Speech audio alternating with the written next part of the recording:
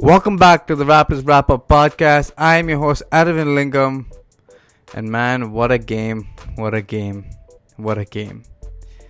The Raptors lose for the first time on their home floor, 126-110 to the New Orleans Pelicans. And man, what an ugly game. Just nothing going, no rhythm whatsoever.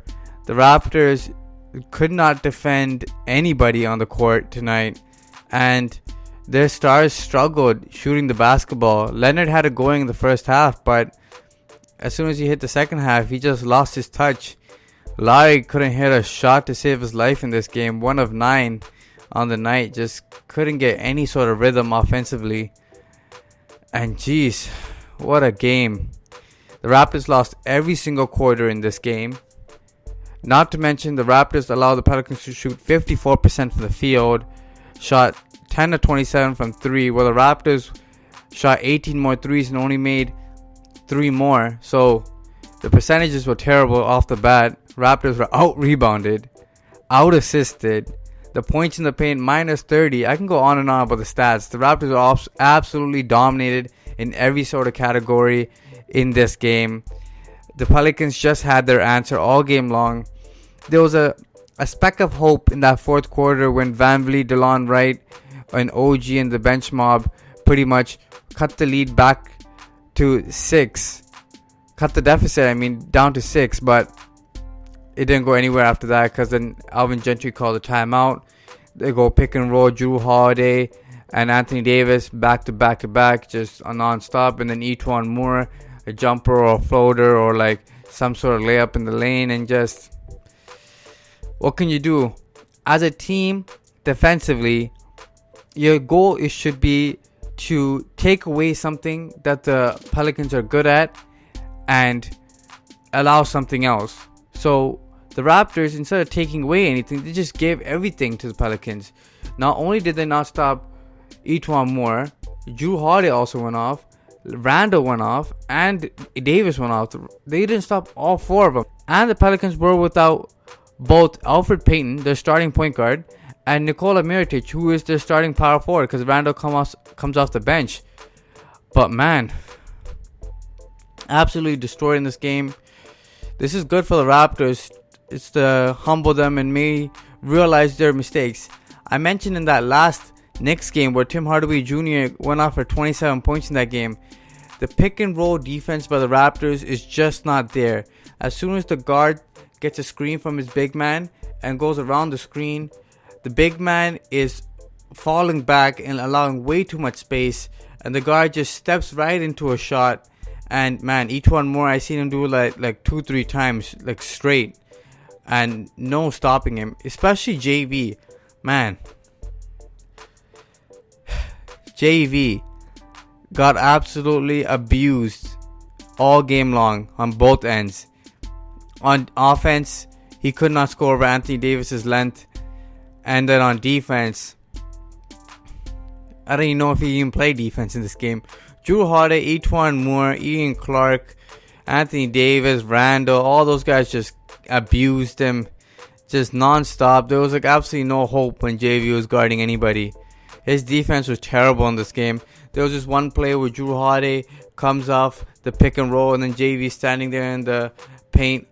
And then Jrue Holiday's like, man, I'm going to take this guy. There's no problem. Runs right into him, gets the foul.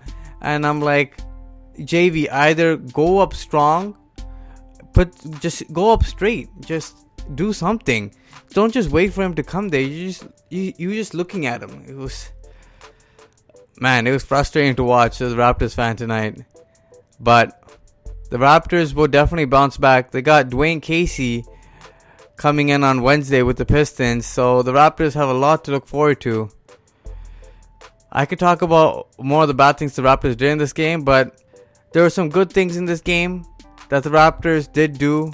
So first off, Siakam with another strong game, 22 points in this game, was also hitting his 3-point shot. Looked pretty good on this night. Ibaka 19 and 14, solid game from Ibaka. OG played well, and VanVleet, who was struggling for most of the season, finally got his shot a little bit, hit a couple threes, got a nice strip here and there. really ignited that last fourth quarter run by the bench to cut the lead down to 6, but Raptors ran out of gas, and that was that. But bad news for the Raptors. Another injury. CJ Miles goes down with a right adductor strain.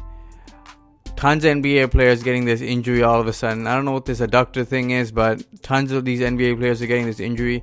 I saw CJ Miles land on somebody's foot at the other end, and I think that's probably what aggravated it.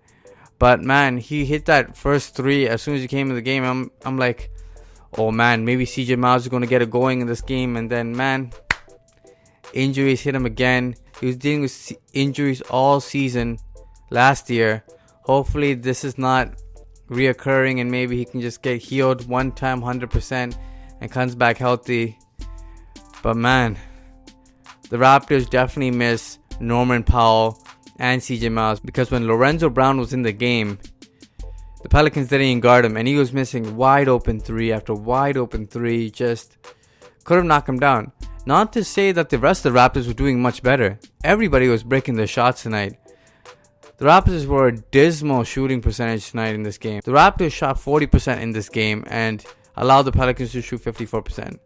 You're not going to beat anybody when you're playing that kind of defense and allowing that kind of offense. So the Raptors got to tighten up a lot of things in this game.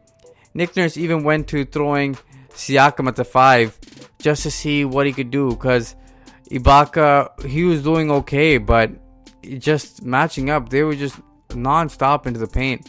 He's thinking maybe throwing some quick, undersized players to maybe spark some runs. It worked for a little bit, but then they just got abused at the end of the day on the boards.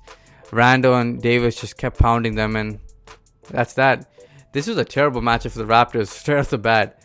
The Pelicans are the best team in the NBA in points in the paint and 7th in rebounding, and they have quick bigs who are skilled, which is definitely a weakness of the Raptors. JV definitely can't guard anything that moves like quickly and is skilled. He has trouble with that. And Ibaka is just, Anthony Davis is just too much for him. You can't expect him to hold down a superstar at that level. And Davis finally got back to a good rhythm, because after his injury he wasn't doing so well, but monster game, 25 and 20 in this game. What are you going to do? Their backcourt combined for 59 points, just unstoppable. But it's still early, guys. Raptors got to bounce back on Wednesday. Raptors dropped to 12 and 2 on the season. Keep it rolling, guys. You know, you can't get too high with the highs and you can't get too low with the lows. The Raptors got to keep chugging along. It's a long season. It's a marathon, as everybody says. So just keep it rolling. Just tonight, you guys just didn't have it offensively. But I know the Raptors will respond, will bounce back. Until next time, guys. Peace. Make sure you guys like, share, and subscribe to the Raptors Wrap Up. Smash that like button, guys. Until next time. Deuces.